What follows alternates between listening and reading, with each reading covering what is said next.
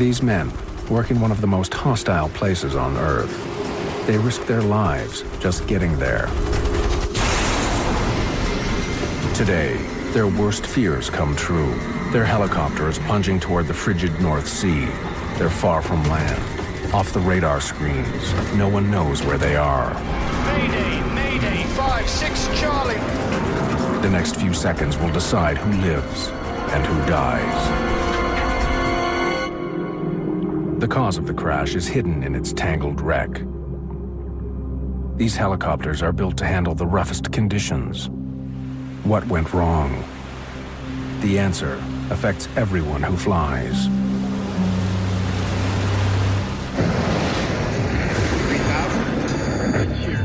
We're not getting any oxygen. We have the terrain alarm. U.S. Tower, Aero Crew 603. We are in an emergency.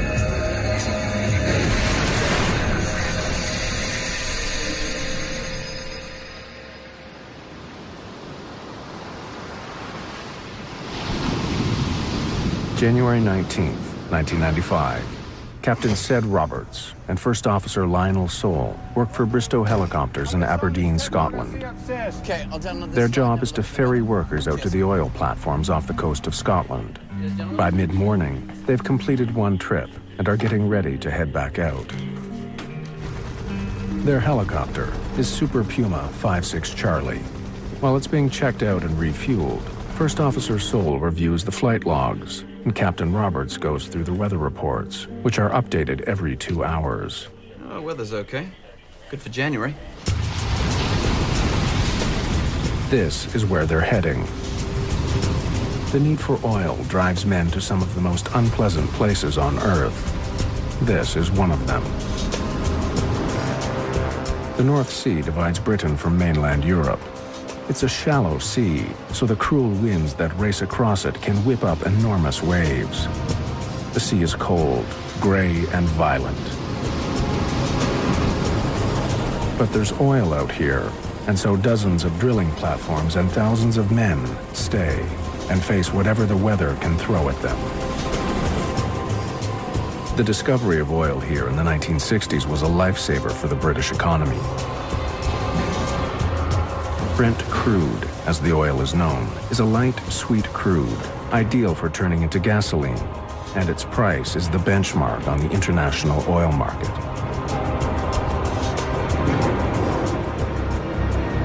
It also turned Aberdeen, the Scottish port nearest the oil rigs, into a boomtown. It became the European oil capital. All the leading oil companies set up offices here.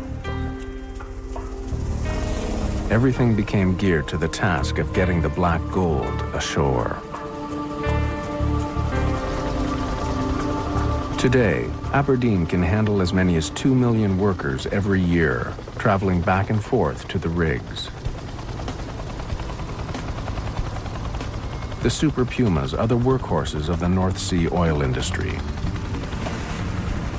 There are more of the helicopters flying offshore here than anywhere else in the world. And it's the only place where they fly on such tight schedules. Great Lodge. The passengers heading to the platforms today gather in the heliport's departure lounge. They all work for the Texas company Marathon Oil. The North Sea has been divided up into oil fields. The big companies have paid the British and Norwegian governments for licenses to drill in them.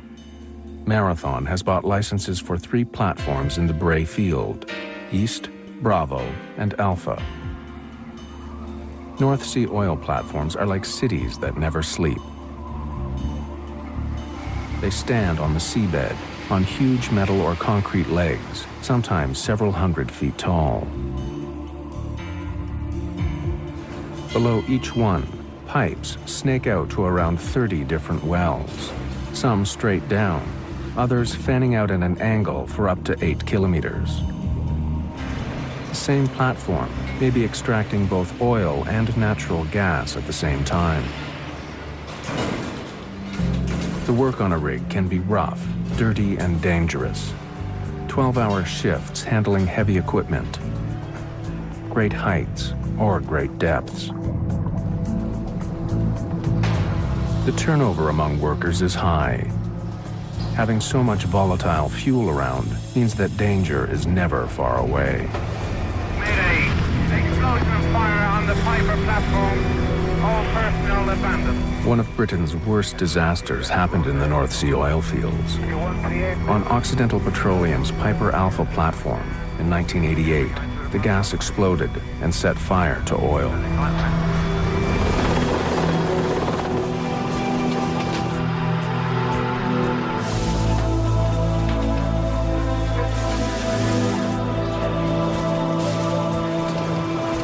"167 men died.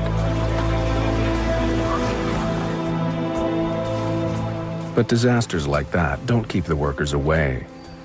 On this January day, the men who work for Marathon Oil say their goodbyes.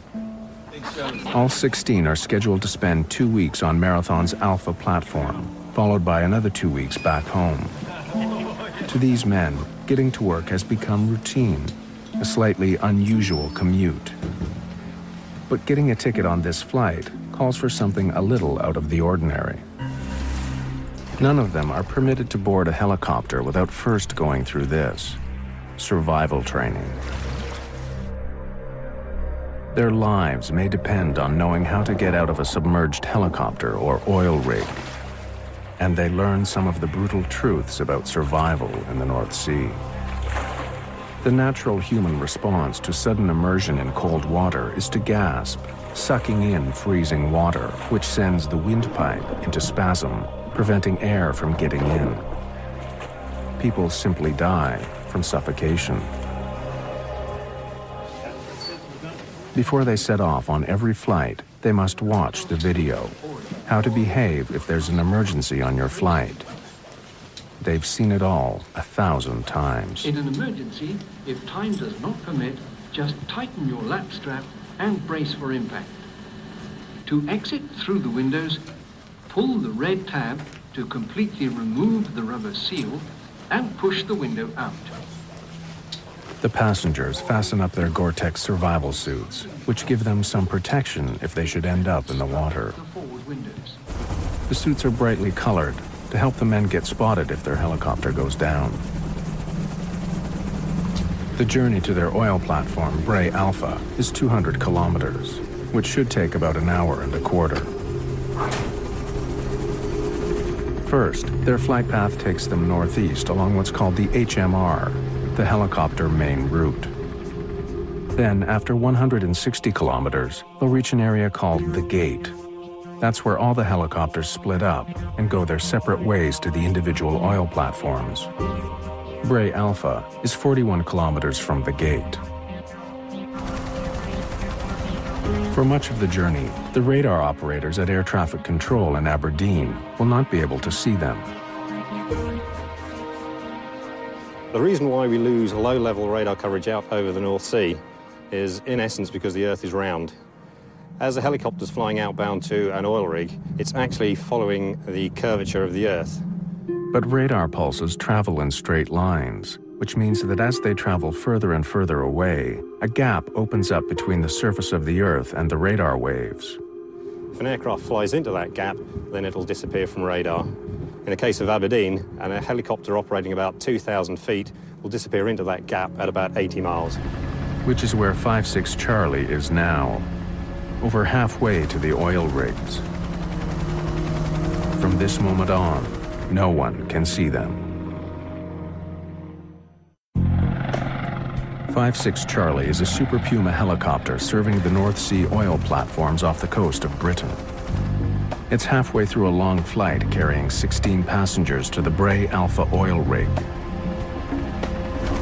But the pilots are getting concerned about what they're seeing on their weather radar. The forecast had been clear skies, but that's not what they're seeing. What do you think about this cloud? It's quite thin. Yeah, but look, we're getting some cumulus too. It's quite small, about 100 yards across. Yeah, but it's developing a bit. Cumulus are puffy white clouds, like balls of cotton wool. They're beautiful to look at, and usually harmless. They only last between 5 and 40 minutes. but helicopter pilots prefer to go above them if possible because the air inside and below gets very bumpy. Let's try to climb above it. Go to 5,000 feet. Right.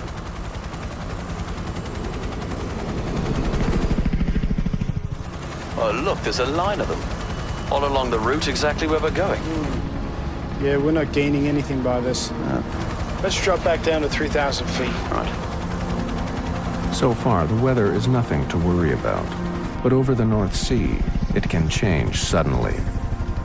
This corner of Europe is where the warm winds from the Atlantic meet the icy blasts from the Arctic and Siberia. The warm water vapor condenses into clouds. Strong winds begin to howl, and the clouds rub against each other, becoming electrically charged, waiting to hurl lightning bolts across the sky. What starts out as a placid day can end up as a violent storm. It's now 1 hour after takeoff, and 56 Charlie is approaching the gate, the point where helicopters begin their descent to the individual oil platforms. They are 41 kilometers from their destination, and the weather is starting to get worse. Bray traffic, 56 Charlie, 120 miles on the 056 HMR. They make contact with Bray Traffic Watch, located on one of the oil platforms. It handles all the comings and goings of helicopters. But Bray Traffic doesn't have radar either. It too has to rely on the pilots to tell them where they are. Would you take the flight watch? Roger, 56 Charlie, I have your flight watch. Aberdeen information, Bristow's 56 Charlie at 120 miles. Leaving 3,000 feet, Bray has the flight watch. Roger, 56 Charlie, continue with Bray traffic. That is the last message Aberdeen will ever get from 56 Charlie. Quite suddenly, the weather has changed. Instead of the harmless fluffy balls of cotton wool, a line of dangerous cumulonimbus clouds is now blocking their path. Cumulonimbus, that's the granddaddy of all clouds. It stretches from round about 1,000 feet at its base all the way up to 30,000 feet. They rise up like huge white mountains, impossible to fly over. Underneath, they are dark and menacing. Pilots seek to avoid them at all costs. Within a cumulonimbus, you're going to find severe turbulence. You're going to find icing, you're going to find heavy rain, and of course you're going to find lightning. Flying a helicopter, that's not where you want to be. Lightning is one of the most powerful forces of nature. It strikes somewhere on Earth 100 times every second, with a power of 1 billion volts. However, it's not usually much of a problem for people who fly. On average, commercial aircraft get hit once a year. But their bodies are traditionally made of aluminum, which is a good conductor of electricity. The lightning passes harmlessly along the fuselage and exits from the tail. It's the same for helicopters. Because there are so many Super Pumas operating over the North Sea, they get struck on average 9 times a year, but without any problem. As it begins its descent, Super Puma 56 Charlie enters the line of clouds standing in its path. Bits of cloud coming up here. It's okay, it's still green. Let's carry on through that. Green on the weather radar means there's rain, but it's not heavy enough to worry about. What the pilot sees in that is actually simply like a television screen. On that television screen he has a map, and overlaid on top of that map is a series of banded colours. If there's no rain, he has a blank map. If there's lots of rain and it's heavy, he has lots of red squares on that, and that gives you the idea of the intensity and the location of the rainfall. On board 56 Charlie, the weather suddenly takes a turn for the worse. Hey, where'd this come from? It's coming in through the vent. It's like being inside a beanbag swamped by polystyrene balls. It's so thick. How come the engines are still running? There can't be any air left out there. No. Now, another problem. We've got a hard over on the ice detector. It's probably just an ice pellet stuck in the probe. Right. The helicopter has an ice detector, a probe outside the craft, which is supposed to tell the pilots whether there is ice on the blades. But they think it's become jammed with ice and is giving a false reading.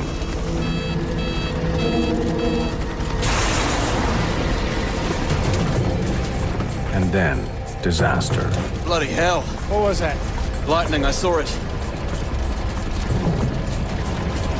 Oh, this is bad. There's something very, very wrong with this. We'll have to go down, I'm afraid.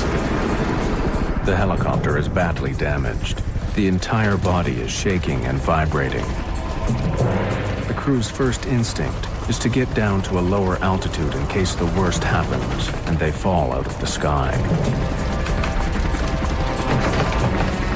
Mayday, Mayday, 5-6 Charlie, lightning strike, severe vibration.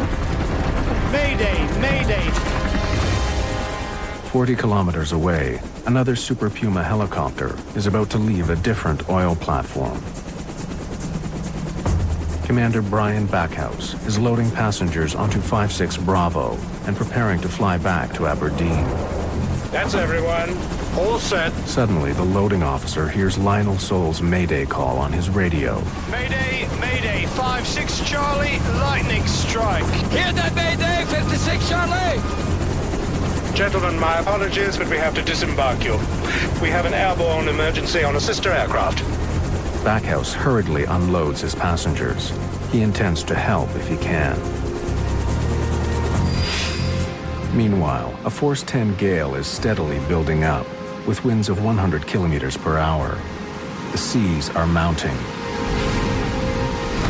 Although the pilots of 5-6 Charlie still have control, their chances of making it safely to the oil platform are beginning to fade.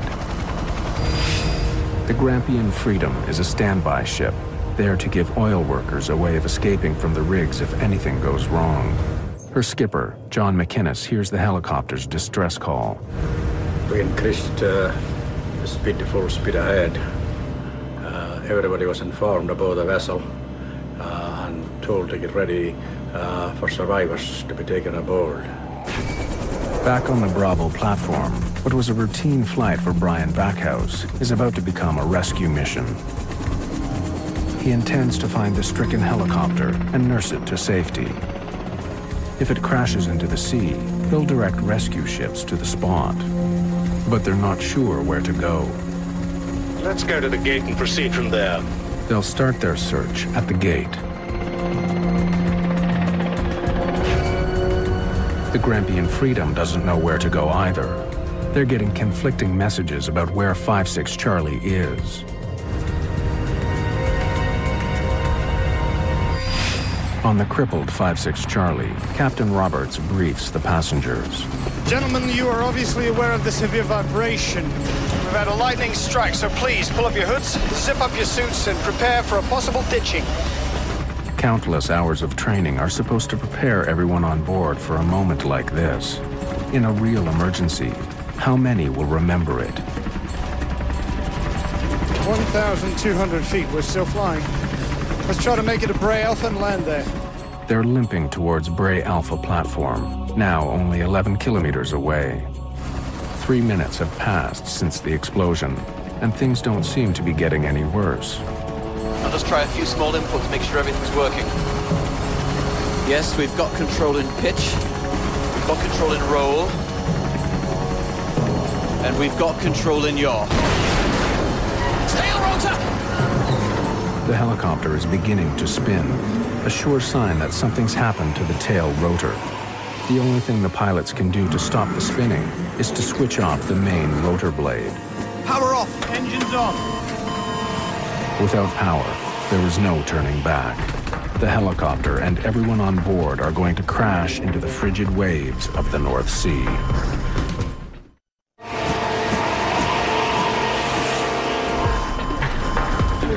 Helicopter 5-6 Charlie has been hit by lightning and is out of control.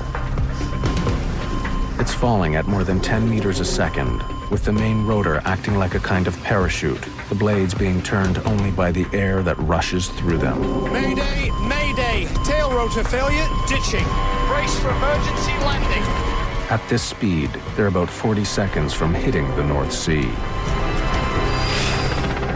The other pilots in 5-6 Bravo are searching in vain. There's no sign of 5-6 Charlie in the sky or in the water. Then, they hear another distress call.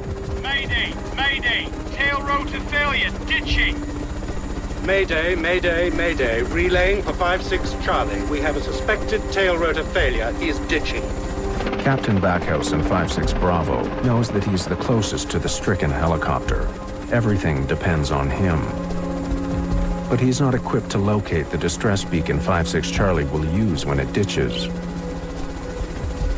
All he can do is search mile after mile of gray sea.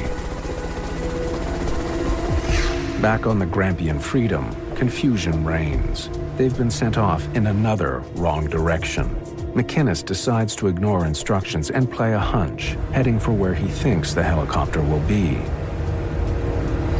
Floats, floats, I can't find the floats! I got it! Just keep it at trim angle. Right. The pilots of 5-6 Charlie are about to attempt one of the most difficult maneuvers, ditching, or landing in the middle of the heaving sea. Floats under the helicopter are meant to keep it from sinking.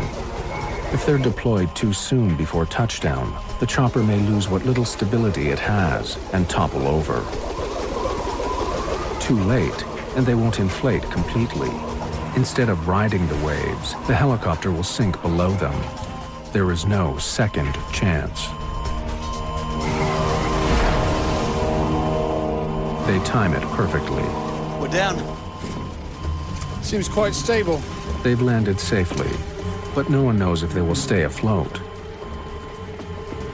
Helicopters are top-heavy. This one could keel over and sink at any moment. Let's get out of here! Through the door! They need to get the life rafts out, inflate them, and board them quickly. If the helicopter rolls over, it will trap them all inside. Lift that end! On the rope! You go back and help with the evacuation. I'm going to shut things down here. Right. I'm going to try one last Mayday call. But the evacuation doesn't go smoothly. When they throw out the life raft, the strong wind blows it back against the helicopter. They can't get into it. Can't get this one down. Can we go on the other side? It's better we all stay together anyway. Off you go! Go on! Go on! Go! Go! Mayday, Mayday. 5-6 Charlie. We are on the water, floating, manning the dinghies. Make room! Make room! Get set!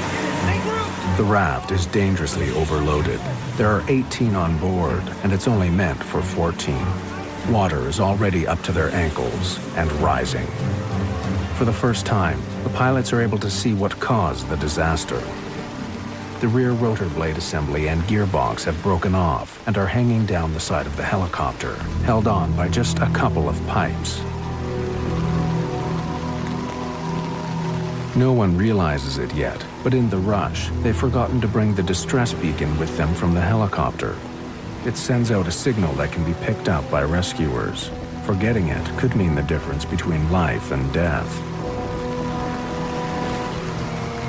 2 ropes attach the life raft to the helicopter. They're meant to stop the raft from drifting away. But they'll also drag them down if the helicopter sinks. One of the passengers has a knife. Shall I cut the line? No, not yet. We have a better chance of being spotted if we're close to the helicopter. Problems mount. The passengers are trying to raise the canopy to protect them, but it gets stuck.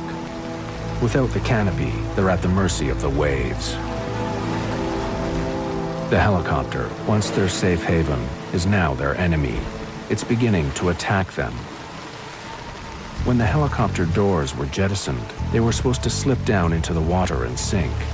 But they're floating on the surface, and one has a jagged edge where it detached from the door frame. It's heading straight for them.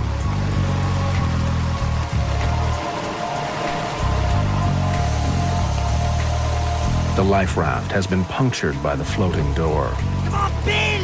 Bill, with everything you got, we're gonna sink! No, don't worry about it. We're not gonna sink. One way, but we're under! The pilots do their best to put on a brave face. There are other helicopters and ships out there! They know we're down! They heard our Mayday! The overloaded life raft is getting lower and lower in the water.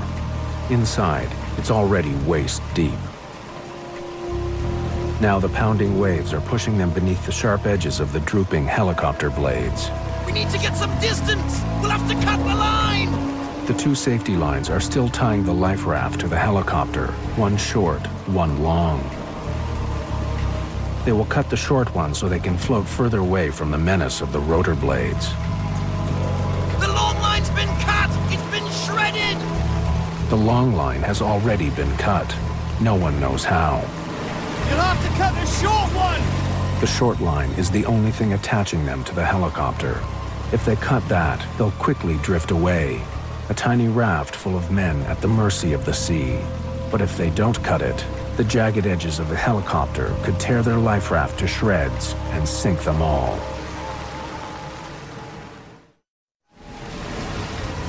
"18 people have scrambled aboard a life raft after their helicopter crashed into the North Sea.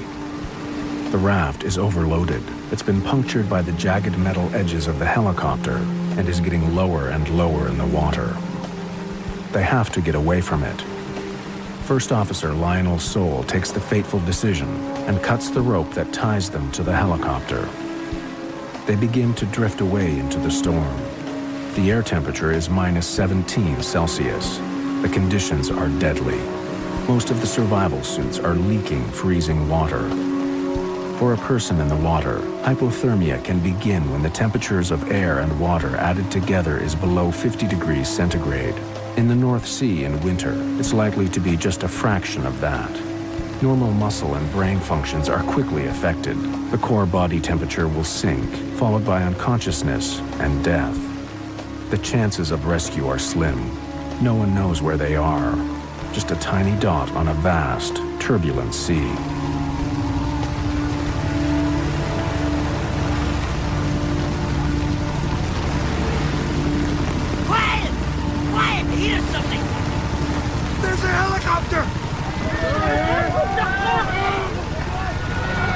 The men are desperate.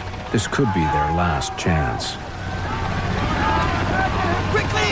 Pass me those flares! The flares! In the pocket behind you! Spot a flare, you blind bastard! Here it is! We're over here! But it's all in vain. The helicopter passes by without seeing them. The men can't believe it. Their only hope is gone. On 5-6 Bravo, Brian Backhouse can only see gray seas. But suddenly his co-pilot spots something. Contact, right, 2 o'clock. Okay, Roger, let's investigate.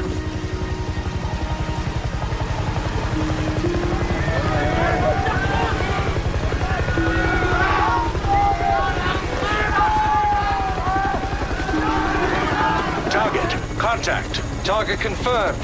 56 Charlie. Stand by for position report. Like a guardian angel, 5-6 Bravo hovers directly above the survivors for over an hour, directing rescue boats and aircraft towards this tiny speck in the ocean. First to arrive is the Grampian Freedom. John McInnes's hunch had paid off. Almost 2 kilometers from the raft, the Grampian Freedom launches its fast rescue boat. The boat sets off at full speed to the rescue, but in the heavy swell, the 3-man crew can't see the life raft.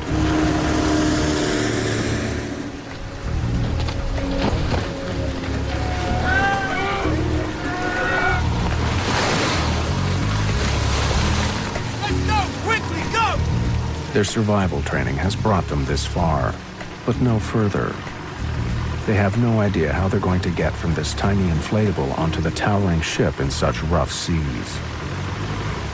We reached the standby boat, and you're looking at the hull, a huge steel hull. You said, I'm never going to get up there. But the crews are well trained. They wait for the swell to go up and down in the right motions, and they know exactly when to transfer a passenger onto the deck of the boat, which is quite very well done in our case. 14 survivors are taken to the Grampian Freedom, 4 to another ship. They're freezing cold and in a state of shock, but otherwise unharmed. Against the odds, Cedric Roberts and Lionel Soule have saved the lives of all on board. I must admit at the time I did think that was it, we were going to die. The whole world had changed from being really good to being what I thought was a complete disaster at that time. It was the worst situation I'd ever been in the air, and I was very worried that that was going to be it. But the day after the crash, they find their account of what caused the accident under question. Lightning, notionally at least, should not affect a very powerful North Sea helicopter. This is the first time I can recall a lightning strike having ended up with this kind of conclusion. The experts are skeptical of the pilot's story. No helicopter has ever crashed into the North Sea before because of lightning. Perhaps there had been some mechanical failure. There are even whispers of pilot error, of recklessly flying into storm clouds. The only evidence to support the pilot's story is now beneath the waves with 5-6 Charlie. The Air Accidents Investigation Branch, Britain's air crash detectives, begin searching for the truth. And this is the vessel they use to do it. It may look like a rig, but the stay dive is actually a ship, mostly used for carrying out maintenance work on oil platforms.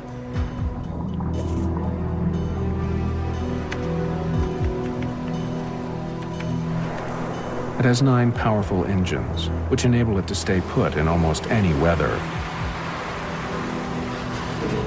And it carries miniature submarines for underwater exploration.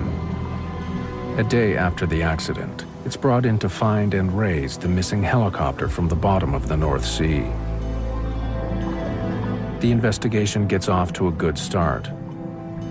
Within a day, the television cameras on board the Stay Dive's 2 submersibles locate what's left of 5-6 Charlie on the seabed. But raising it is a different matter.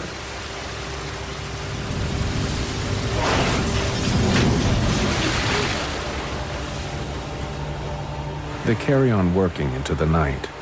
Soon, several pieces of 5-6 Charlie have been recovered, but still not the vital clue, the missing tail rotor. Ed Trimble was the AAIB's lead investigator. But the big problem was to recover the tail rotor assembly. Without that, the investigation was literally going nowhere. We knew that the tail rotor assembly had been dangling over the side of the pylon as the helicopter had ditched, and it therefore detached at some point between the ditching and where we had caught up with the main wreckage. Keeping the Stay Dive going, looking for a needle in the haystack, would cost another $40,000 a day. Ed Trimble calls his boss. He was fairly skeptical of our chances. He asked what I thought our chances were of finding the tail rotor, and I, being an eternal optimist, I said 80%, to which he replied, I think you'd be very lucky if you've got a 10% chance of recovering the tail rotor assembly in the North Sea. Ed Trimble stays up all night, relentlessly monitoring the underwater cameras. I didn't want to be in a situation where we would have missed any evidence of further wreckage, and in particular, any parts of the tail rotor assembly. Go get yourself a coffee, Eddie. And by the time 8 o'clock was looming, I decided to go down to the galley to get a coffee. And I couldn't have been away any more than maximum 7 to 10 minutes when I suddenly heard these tremendously excited shouts from our team. Yes, Eureka, we found it! As I walked in, I ran in, there, and smack in the middle of the screen was the whole of the tail rotor assembly. And even at the first glance, I could see that one of the tail rotor blades showed clear evidence of a lightning strike. The pilot's account was accurate. The submarine's cameras revealed telltale burn marks on the tail rotor blade. A close look at the wreckage on the deck reveals that 2 of the main rotor blades were also struck by lightning. But it's this tail rotor that suffered the most damage. Since lightning had never forced a helicopter to crash into the North Sea before, the question is, why now? Ed Trimble called in lightning expert John Hardwick to discover just what had hit 5-6 Charlie. What we wanted to do with this set of tests was to take a set of tail rotor blades from the Super Puma helicopter and subject them to varying energy levels of simulated lightning strikes. The lightning objectives at Culham basically were to try and reproduce the degree of lightning damage in order to identify what kind of level of energy was associated with this particular strike. The British Civil Aviation Authority would refuse to accept the evidence of these tests. But Ed Trimble made his own video of them.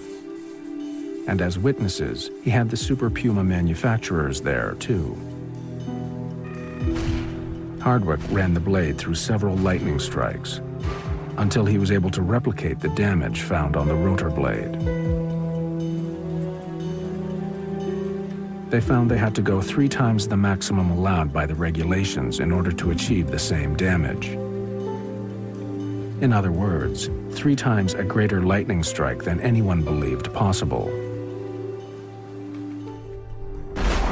For one brief instant, 8 millionths of a second, it was more than all the electrical power being consumed in the whole of the United States, some 30 billion watts. And this enormous flash of lightning had happened over the North Sea, where hundreds of thousands of oil workers fly each year. The helicopters we fly are certified to the highest standards. It's the same as you get on a major airliner flying transatlantic. So we had no reason to believe that any lightning we had encountered would do any severe damage to the helicopter. Ordinary lightning wouldn't, but this wasn't ordinary. A lightning strike generates a huge pulse of energy. We can detect these pulses of energy via multiple transmitters and receivers that are situated throughout Europe. The information is calibrated locally, and once the position has been triangulated, that's passed to the Met Office in London. When the records were examined, they showed something very peculiar. This is what they think happened. Inside cumulonimbus clouds, tiny ice crystals are swept upwards by the wind currents. At the top of the cloud, where it's much colder, they combine with other crystals to form hail.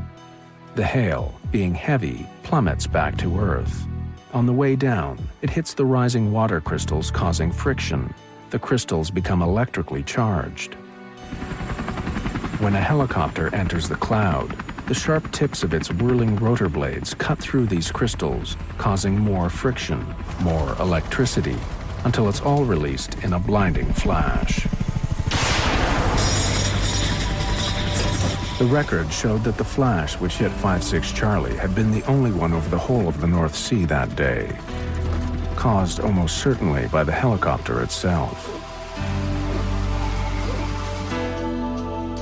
However, for some reason, nearly all the damage had been confined to the tail rotor. What was it about the tail rotor that had made it especially vulnerable? Then, Ed Trimble made a remarkable discovery.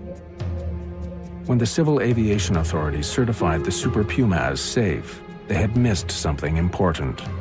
Something which may have caused 56 Charlie to fall from the sky. Safety investigators examined the wreckage of a helicopter which crash-landed in the North Sea. As they look at it more closely, something becomes very apparent. Back in the 1970s, when the British Civil Aviation Authority laid down the lightning safety standards, they were looking at fiberglass blades, then the normal material for helicopter rotors. But in the 1980s, plane makers began using the new composite materials like carbon fiber, which were lighter and stronger. In particular, they began making the rotor blades out of carbon fiber instead of fiberglass. It was assumed that the same standards would apply equally to the new blades. In the industry, that's known as read-across, and it's very dangerous, because these composite blades brought down 56 Charlie. A composite blade is made of carbon fiber, but has a metal anti-erosion strip glued on to protect the edge. That's where the trouble starts. Carbon is a conductor of electricity, but it's 1,000 times worse than aluminium, so you get 1,000 times as much heat produced. The blades get very, very hot, and when the current meets the metal strip running along the edge, there is furious arcing and sparking until finally, part of the erosion strip explodes. As little as 100 grams of the erosion strip flew off, but it was enough. Without its weight, the rear rotor was unbalanced. That's what caused the vibration felt on board 56 Charlie immediately after the lightning strike. 3 minutes later, when Lionel Sole tested out the controls, the unbalanced blades put the tail rotor under enormous stress. The bolts holding it on snapped.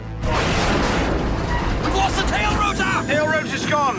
We both knew what had happened. We'd lost the tail rotor. And if you don't do exactly the right thing at that point, your life expectancy is very short. It's seconds. We had to do the right thing. We managed to point it into wind, and there was quite a big sea building up. And at 100 feet, I pulled back on the stick to flare the helicopter, slow down its rate of descent, and we were very fortunate at that point. A nice friendly wave came along, and as I leveled the helicopter, a wave came up. We sat on the top of it, and we went down, and it was one of the best landings I've ever done, but that was luck more than judgment. As bad as it was, it could have been worse. The two hydraulic pipes connecting the assembly to the helicopter did not break. Without the weight of the rotor assembly, the helicopter would have tipped forward and plunged straight into the ocean. Had that tail rotor gearbox and tail rotor assembly completely separated from the helicopter, then all 18 lives would have been lost because the helicopter would have pitched down irrecoverably and gone into the North Sea. The investigators found the answer to the mystery of a helicopter crash, but they stumbled across a bigger problem, one that affects every air traveler.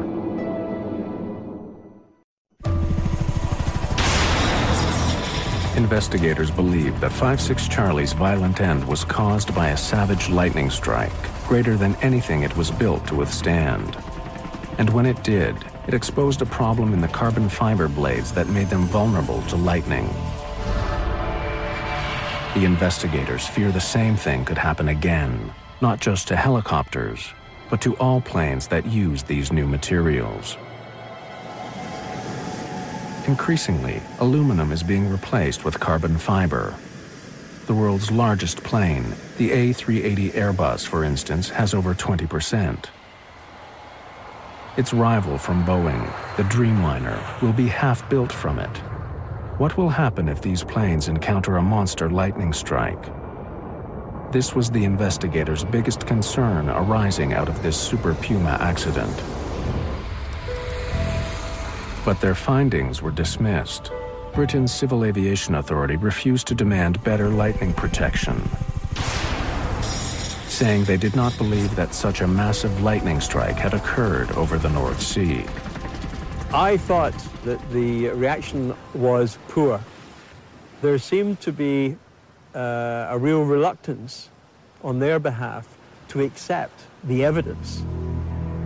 If Britain's air crash detectives are right, there was a real concern facing air travelers. Flashes of lightning far greater than any aircraft believed possible, and aircraft built out of material that cannot handle it.